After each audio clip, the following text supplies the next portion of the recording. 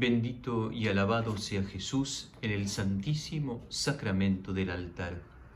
Sea por siempre bendito y alabado Jesús sacramentado. El Señor está acá, está vivo entre nosotros.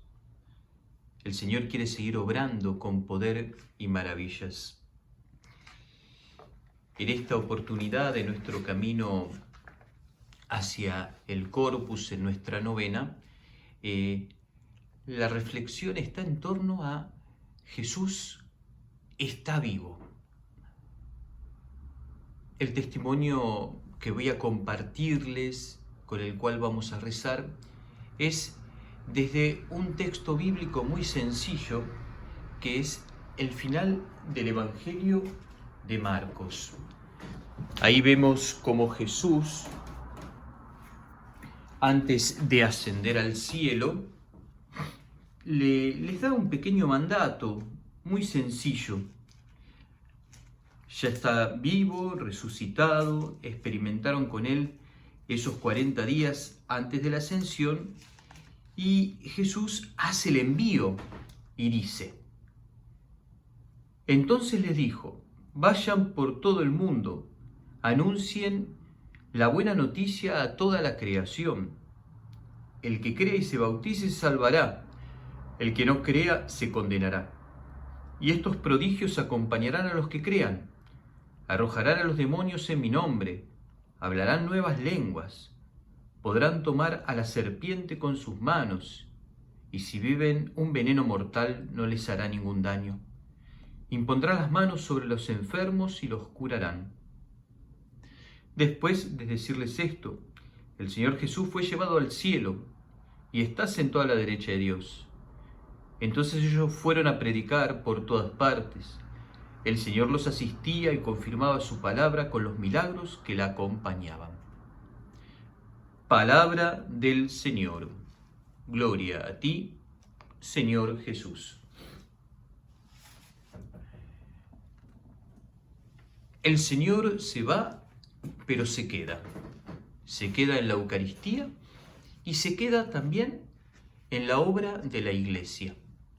Y da un mandato, que se predique la buena noticia y que realmente, estando unido a Él y predicando la buena noticia, nuestros hermanos incluso podrán sanar.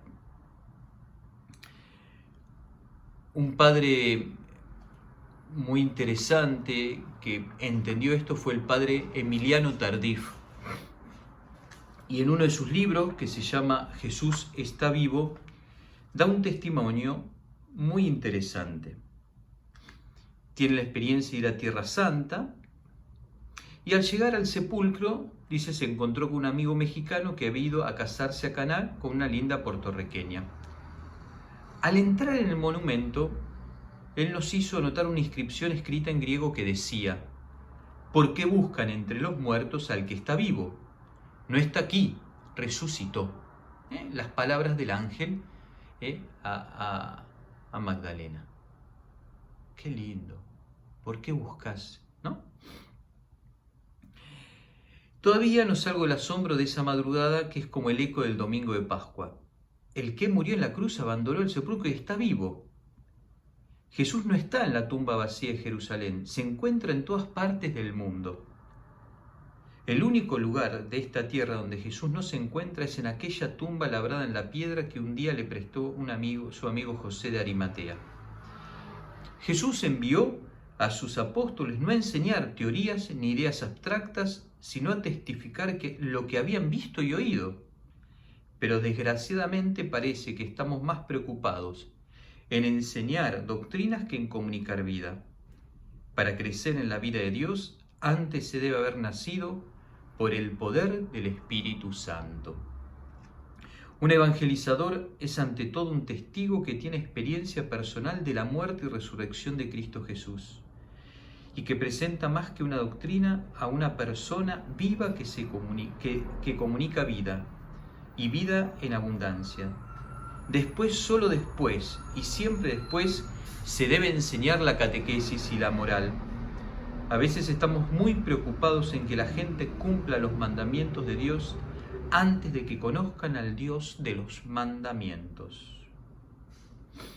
Nadie puede ser auténtico transmisor del Evangelio si él mismo no ha experimentado la vida nueva traída por Cristo Jesús. Cuando comunicamos lo que el Señor ha hecho a partir de su resurrección, entonces todo cambia. La predicación va acompañada de las señales y prodigios que Jesús prometió. Una vuelta, el padre Emiliano es invitado a un retiro en un pueblito y le advierten que era gente muy dura y que no le gustaba ir a la iglesia. Cuando llegó la primera noche no había mucha gente, pero había allí postrado en el suelo un hombre que parecía un muñeco de trapo que no podía mantenerse en pie. Además estaba tullido también de las dos manos y no podía comer ni caminar por sí mismo. En verdad daba lástima ver a aquel hombre. Fíjense lo que le pasa en el corazón al padre Emiliano. Dice, en su interior, el padre Emiliano pensaba, ¿por qué traen a este hombre aquí?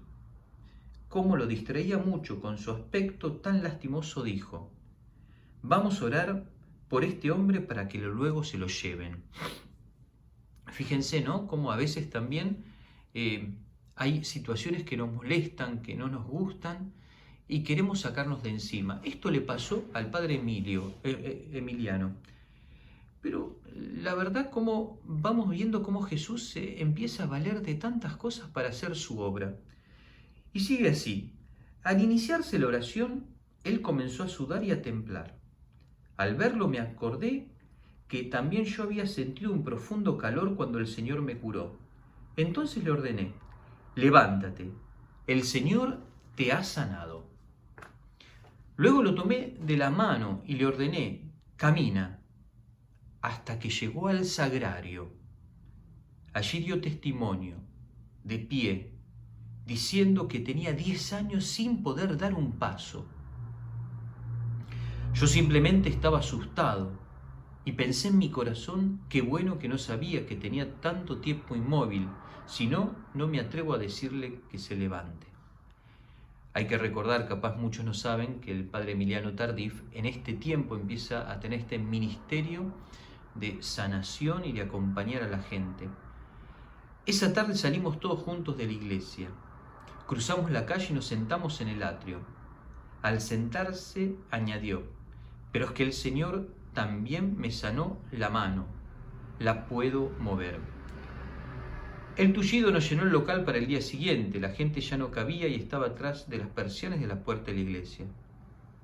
El día que comprendamos el poder que tiene el testimonio, también cambiará nuestra predicación. Después habla de la predicación, sencillamente dice, lo esencial no es hablar bien de Jesús, sino dejarlo actuar con todo el poder del Espíritu. ¿Para qué queremos hablar maravillosamente de Jesús si podemos dejarlo actuar a través de nosotros? El Evangelio no es palabras, el reino de Dios es poder y fuerza que viene de lo alto y se manifiesta entre nosotros. Jesús está vivo, Jesús está presente, Jesús podemos adorarlo, alabarlo, podemos tocarlo en fe. A Jesús lo podemos recibir y si rezando por los otros, con el poder de Jesucristo lo podemos hacer.